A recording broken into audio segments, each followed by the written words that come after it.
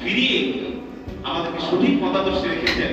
আমরা মুহাম্মদ সাল্লাল্লাহু আলাইহি ওয়াসাল্লামকে রাসূলও মানি এবং শেষ নবীও কি মুহাম্মদ সাল্লাল্লাহু আলাইহি ওয়াসাল্লামকে মুহাম্মদ রাসূলুল্লাহ বলার অর্থ হচ্ছে যে ওনাকে, ওনার মর্যাদা, ওনার সম্মান, ওনার ভালোবাসা, এই সকল মানুষের মধ্যে ওনার ভালোবাসা, ওনার সম্মান, ওনার মর্যাদা, এটা মানতে হবে। হযরত ওমর রাদিয়াল্লাহু তাআলা আনহু একদিন মুহাম্মদ সাল্লাল্লাহু আলাইহি ওয়াসাল্লামের এই আলোচনা শুনে বললেন, আমি তো আমার দুনিয়ার, তার মানে মুহাম্মদ সাল্লাল্লাহু আলাইহি ওয়াসাল্লামের সাথে যদি তার দ্বন্দ্ব হয়, এখন মুহাম্মদ সাল্লাল্লাহু আলাইহি ওয়াসাল্লামের জীবন যদি নিয়ে কেউ সিনেমিনি করে, আমি আমার জীবনকে দিয়ে আপনাকে আমি রক্ষা করতে পারবো না। আমার জীবনের মায়া যে আপনার জীবনের মায়া কি, আমার জীবনের মায়াটা আপনার জীবনের চেয়ে বেশি। তখন আমার রাসূল বলছেন, দেখেন কি চমৎকার কথা, ফালা ইয়া ওমর, না এমনটা হলো না, হাত্তা তাকুনা হাত্তা আকুনা আহাব্বা ইলাইকা মিন নাফসিক, যতক্ষণ না তোমার দেহ যে তোমার জীবনের চেয়েও আমি প্রিয় হতে পারবো না, ততক্ষণ পর্যন্ত তুমি মুমিন হতে পারো না। তখন ওমর এই কথা শুনে ভালোবাসে। তখন আল্লাহ রাসূল বললেন, আলা হাত্তা আলা আনতা মুমিন, হ্যাঁ ওমর, এখন তুমি তোমাকে কি করতে দাবি করতে পারো, নিজেকে মুমিন দাবি করতে পারো, যেহেতু তোমার জীবনের চেয়েও আমাকে কি করো বেশি ভালোবাসো। দেখে ওমর রাদিয়াল্লাহু তাআলা ক্ষমতা ইসলামে কম অনেক বেশি, কিন্তু উনি একটা বিষয় অপারগতা, আমি পারছি না আমার জীবনটা চেয়ে আপনাকে কি করতে প্রস্তুত করতে। আল্লাহ রাসূলের দেখলাম দুঃখী, অর্থাৎ ইসলামের ব্যাপারটা তো গাণিতিক, জ্যামিতিক না, হইলে পুরো নাম্বার, না হলে কি জিরো। গণিতে অঙ্ক দেখতে পারে হইলে কি পুরো নাম্বার, না হইলে ইসলাম তো জিরো। ইসলামের বিশ্বাসটা হলো আগে, তারপরে তার কর্ম।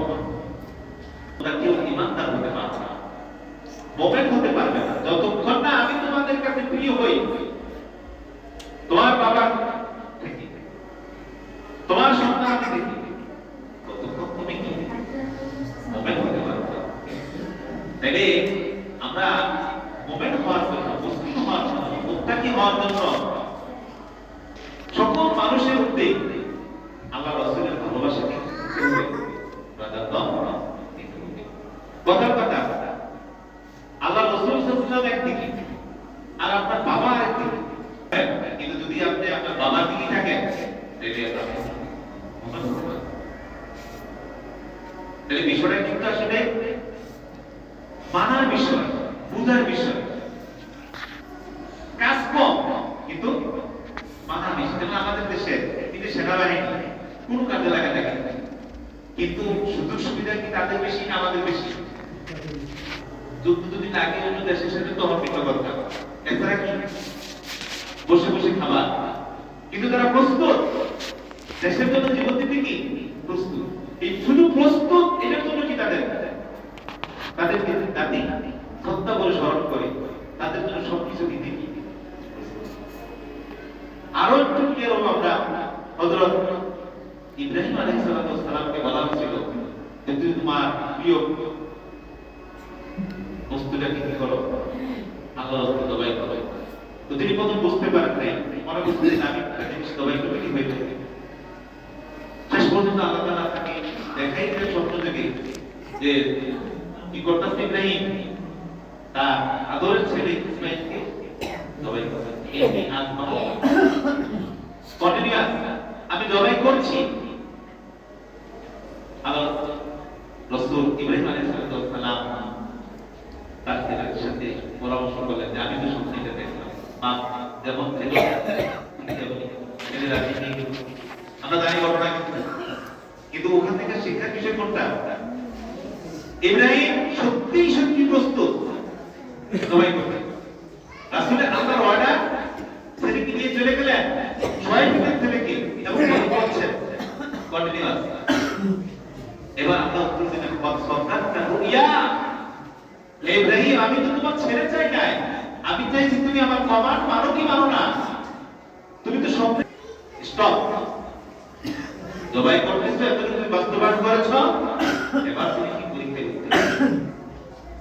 তেমনি ভাবে মুহাম্মদ সাল্লাল্লাহু আলাইহি ক্ষেত্রে আমাদের এমনটাই হতে হবে, তার সম্মান, তার মর্যাদা, তার ভালোবাসার ক্ষেত্রে আমরা আপোষ করতে পারবো?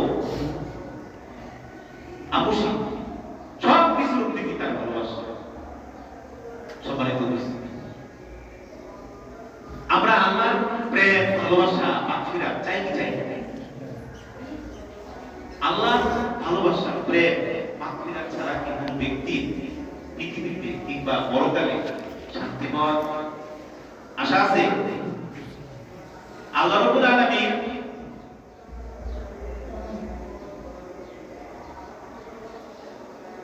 আল্লাহ রাব্বুল আলামিন তার ভালোবাসা, তার প্রেম, তার মাগফিরাত কন্ডিশনাল দিয়েছেন রাসূল কারীম সাল্লাল্লাহু আলাইহি ওয়াসাল্লাম। বলে কুনতুম তুহিব্বুনাল্লাহা ফাত্তাবিউনি ইউহিব্বুকুমুল্লাহ ওয়া ইয়াগফির যুনুবাকুম আল্লাহু গফুরুর রহিম। সম্মানিত উপস্থিতি, আমরা নবী করিম সাল্লাল্লাহু আলাইহি ওয়াসাল্লামের যে হাদিসটা পড়লাম, দুখানা হাদিস, এবং আল্লাহ সুবহানাহু ওয়া তাআলা সূরা আহজাবের মধ্যে বিভিন্ন আয়াতে তার ব্যাপারে বলেছেন, আন-নাবিয়্যু আওলা বিল মুমিনিনা মিন আনফুসিহিম, যে আল্লাহ নবী মুহাম্মদ সাল্লাল্লাহু আলাইহি ওয়াসাল্লাম মুমিনদের সবচেয়ে আপন, ইভেন তার জীবন থেকেও কি আপন। তার মানে আমরা আমাদের জীবনের জন্য যতটা মায়া, তার চেয়েও বেশি আমাদের প্রতি মায়া, দয়াবান কে? মুহাম্মদ সাল্লাল্লাহু আলাইহি ওয়াসাল্লাম। আন-নাবিয়্যু আওলা বিল মুমিনিনা মিন আনফুসিহিম। আমরা অনেক সময় বলি না, চাচা আপন বাঁচাও, যে নিজেরে বাঁচাও। আল্লাহ বলতেছেন, হে দুনিয়ার মানুষ, তোমরা তোমাদের কল্যাণ বোঝো না, তোমরা তোমাদের আপনত্ব বোঝো না, তোমাদের প্রাণের চেয়েও কি বেশি কাছে, বেশি ঘনিষ্ঠ কে? তোমাদের নবী মুহাম্মদ সাল্লাল্লাহু আলাইহি ওয়াসাল্লাম। এই জন্যই তো তার প্রতি তোমাদের ভালোবাসা আমি খরচ করে দিয়েছি। সম্মানিত উপস্থিতি, অন্য এক আয়াতে আল্লাহ রাব্বুল আলামিন বলেন, ওয়া মা কানা লাকুম আন তুযু রাসূলাল্লাহ, এই দুনিয়ার মানুষ তোমাদের জন্য জায়েজ নাই যে তোমরা রাসূল কারীম সাল্লাল্লাহু আলাইহি ওয়াসাল্লামকে কি দাও, কষ্ট দাও। আমাদের কোনো কথা, আমাদের কোনো আচরণ, আমাদের কোনো কাজ যদি রাসূলের অনুকষ্টের কারণ হয়ে দাঁড়ায়, সেটা আমরা কি করলাম? আল্লাহর কাজ করলাম না হারাম কাজ করলাম? হারাম কাজ করলাম।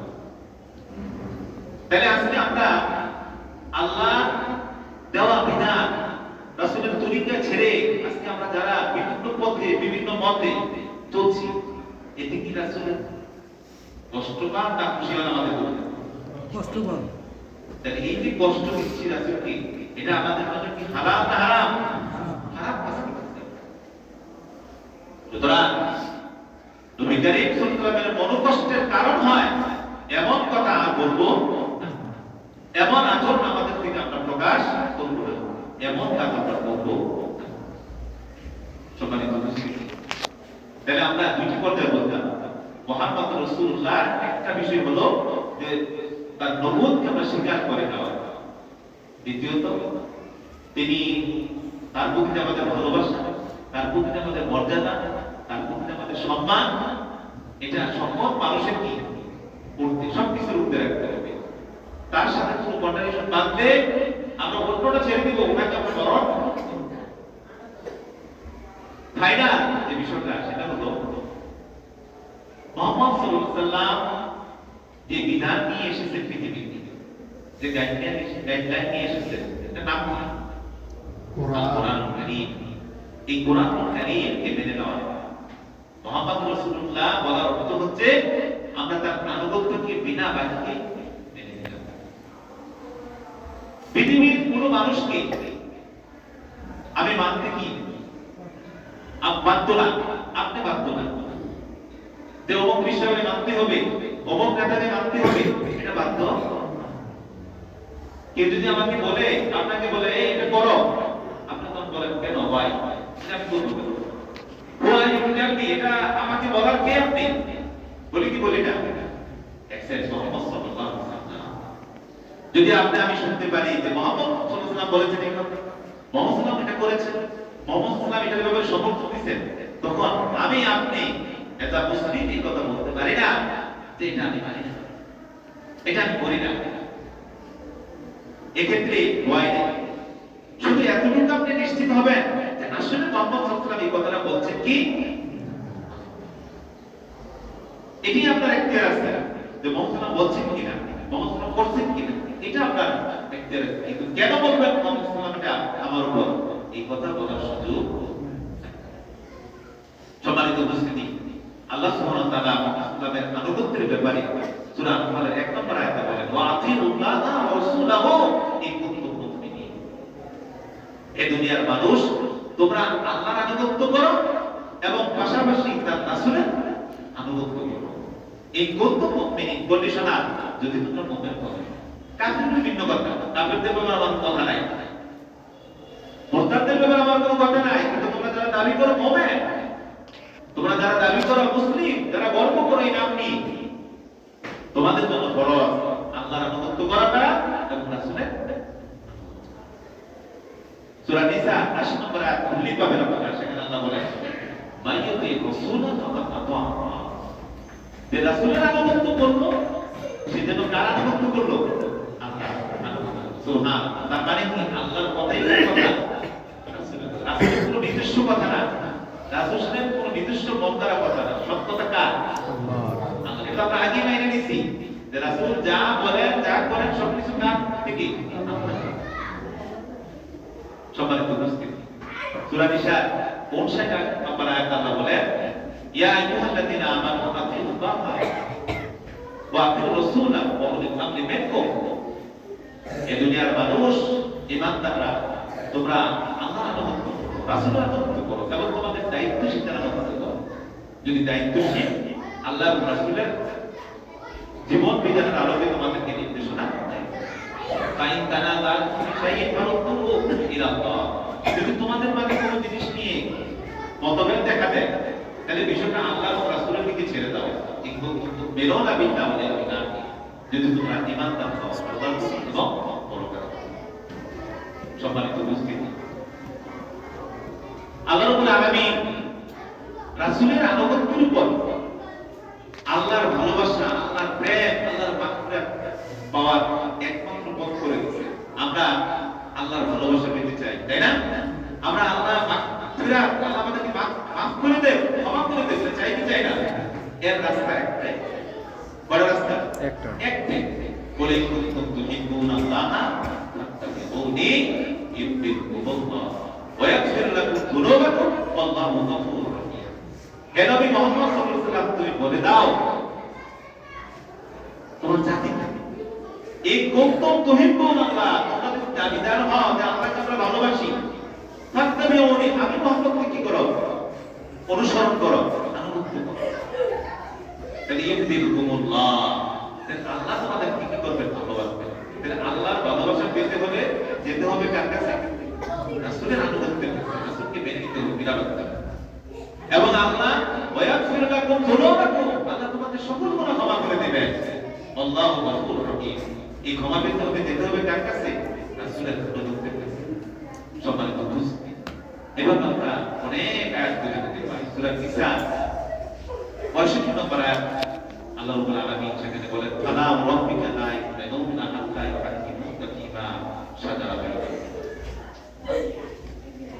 তোমার রবের কসম খেয়ে বলছি, কে বলে কথাটা? আল্লাহ বলতেছেন, ফালা রাব্বিকা লা ইউমিনুন, তোমার রবের কসম খেয়ে আমি বলছি, তারা ঈমান হাত্তা ইউহাক্কিমুকা ফীমা শাজারা বাইনাহুম, যতক্ষণ না তারা তাদের মতবিরোধপূর্ণ বিষয়ে, বিবাদপূর্ণ বিষয়ে তোমাকে বিচারক হিসেবে না মানে।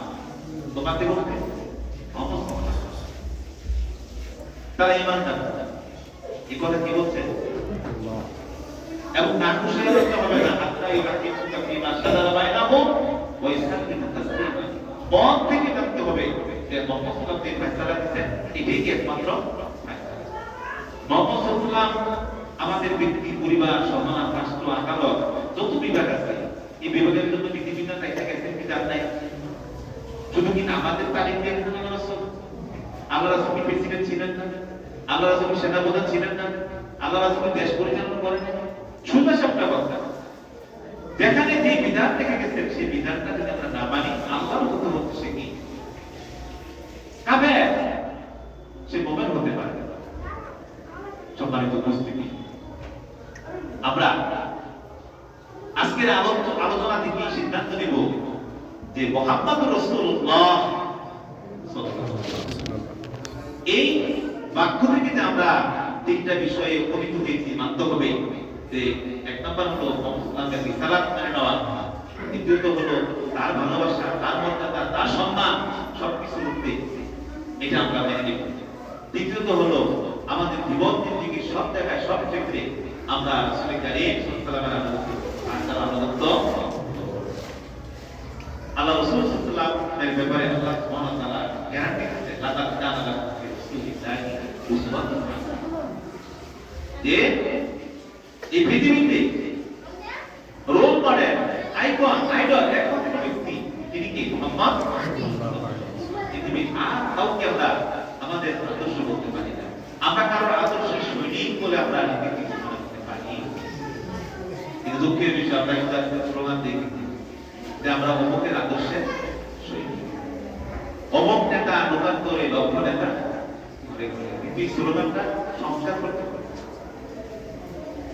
এক মোহাম্মদ প্রকাশ করে লক্ষ মোহাম্মদ, ঘরে ঘরে আমরা সবাই মুহাম্মদ সাল্লাল্লাহু আলাইহি ওয়াসাল্লামের আদর্শের পৃথিবীতে একমাত্র আদর্শ, একমাত্র মতবাদ, একমাত্র চিন্তা, একমাত্র একটা দর্শন যা আমাকে আপনাকে জান্নাতে দিতে পারে। আর কোন দর্শন, আর কোন মতবাদ আমাকে আপনাকে দিতে পারে না। সেই দর্শন, সেই চিন্তা, সেই মতবাদ, এটার নাম হলো ইসলাম। আর ইসলাম নিয়ে আসবেন কি? মুহাম্মদ সাল্লাল্লাহু আলাইহি ওয়াসাল্লাম। তাকে আমাদের জীবন জিন্দেগি সব জায়গায় মানতে হবে। তাই আসো, আমরা কাউকে সন্তুষ্ট করার জন্য নয়, আমরা আমাদের নিজেদের স্বার্থে জীবন জিন্দেগির সব জায়গায় রাসূল কারীম সাল্লাল্লাহু আলাইহি ওয়াসাল্লামের আনিত জীবন দর্শনকে মেনে নিয়ে আমরা পরিপূর্ণ মুসলিম হই, পরিপূর্ণ মুমিন হই, এবং এই মুমিনকে আমরা দুনিয়াতে শান্তি এবং পরকালে মুক্তি চাই। তাই কি চাই না? আল্লাহ রাব্বুল আলামিন আমাদের